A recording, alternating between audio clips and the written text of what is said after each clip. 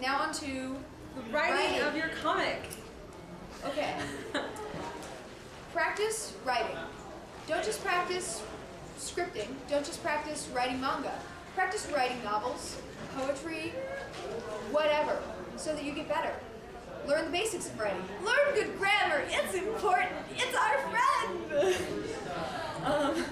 Try and get someone else to look at your comic before you post it. Make sure it's spelled correctly, the punctuation is good. Editors are happy. Ooh.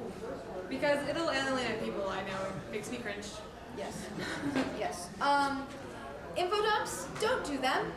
You shouldn't do them in any kind of writing, but especially not in comics, because someone may be willing to read 3 paragraphs of info dump in a novel, but they're not going to be willing to read it in a comic. They may be willing to read 3 sentences of info dump, but even that's pushing it.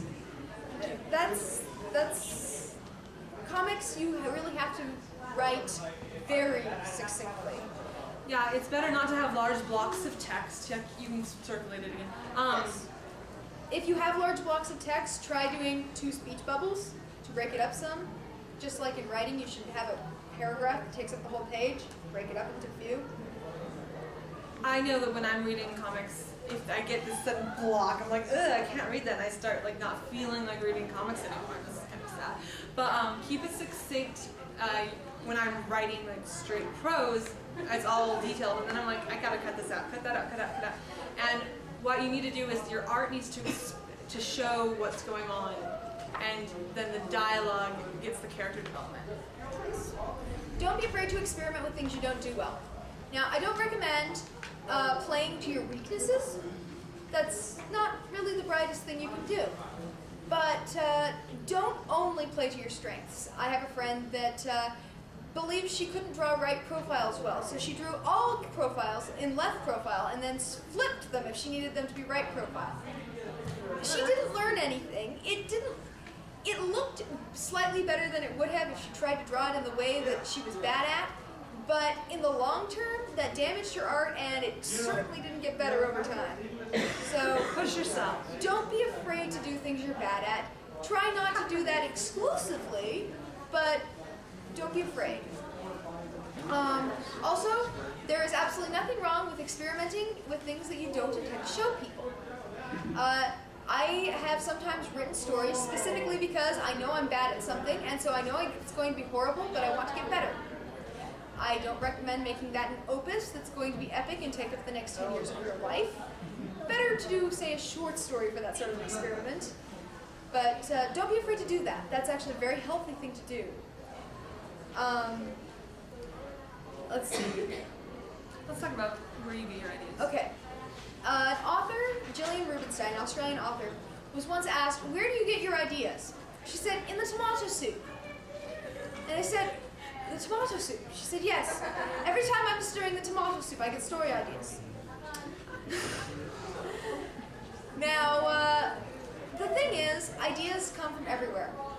They come from, really, anywhere and everywhere.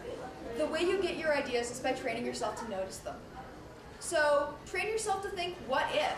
I mean, I remember once I was sitting in a classroom and I saw someone sitting there wearing this ring that I thought looked cool, and all of a sudden, because my mind works this way, I came up with this entire story idea of, what if that were my ring that had been stolen from my family 3 generations ago, and now I have to steal it back from this person before the end of class? They can come from anywhere. That's fantastic. One of my favorite things to do is when I'm reading stories, I'm like, ooh, that's a good idea. This is a good idea, and like, oh, I wish they had done it this way. Well, why don't I do it that way? One of the best ideas is to take something from here and take something from there and combine them. Like one of my stories is X-Men, Star Wars, and Star Trek all combined, but Yes. with my own twist. So you can steal ideas from anything. You got, oh, that's a great idea. Let's take that, make it work. Don't steal too many from one story. Yes. That's bad. Mix it up so that no one can tell where you got your sources. Yes.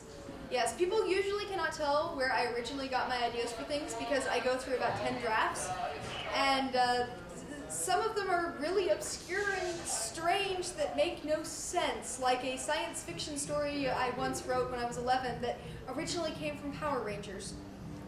No one saved the world in this story. There was no fighting for that matter. So there you go. You really can't tell. So combine 2 or 3 weak ideas of your own to make a strong one. If you've got, this is an okay idea, but this is an okay idea, try putting them together, see what happens. A lot of times, fusion, magic, you got something good. Here is something great for both writing and art. Carry a notebook or sketchbook everywhere. Anytime you get an idea, write it down. Don't just train yourself to notice them, train yourself to note them. Because trust me, you'll forget things if you don't write them down. I've gone through my old story ideas notebooks from 5 years ago and come across ideas that were absolutely brilliant that I would never in a million years have remembered if I hadn't written it down. That I hadn't done anything with either. So, yeah. Also, if you're ever stuck with writer's blocks, those notebooks or sketchbooks, they're wonderful because you flip through them and go, I'm a genius! This is exactly what I needed! And you don't have to be creative all the time.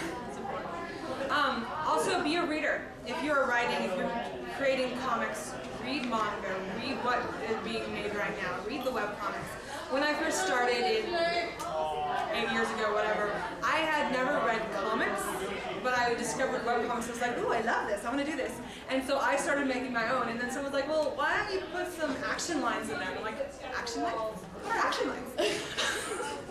Anyway, so you have to know the format, and eventually I'm learning, what people do for comics. You get it in your head, and then you can create something that is valuable and great.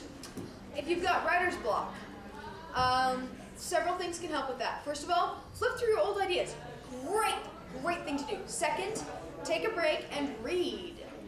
Third, go for a walk. I found that a lot of times when I need to get my creative juices flowing is actually exercise. Do the dishes Without your iPod on. Something, without any distractions. Something that's kind of boring, but that gets your body moving. A lot of times will actually work you through that. And then, yes? Oh, I just want to mention that because of exercise, you're actually building brains, so that's probably why you get the ideas. That's probably why. Yeah, and probably also, if you're writing, doing art, whatever, you're probably leading a bit of a sedentary existence, at least while you're doing this. So a little bit of exercise maybe the reason you were blocked is that your body's just tired and needs more energy flowing everywhere, including the brain. Change the scene. Oh, it usually helps. Change of scenery is good too. Scripting ahead, the whole backlog thing helps with writer's block also because it's okay to take a break. Sometimes that is what you need. You need to take a break. But you can't do that if you don't have work done ahead. Finally, if you find yourself thinking about the story while doing something mundane or while doing the dishes or whatever, turn off your iPod, stop talking on the phone, whatever it is. Focus and write down what you're thinking about. Don't let those ideas escape just because you can't be bothered.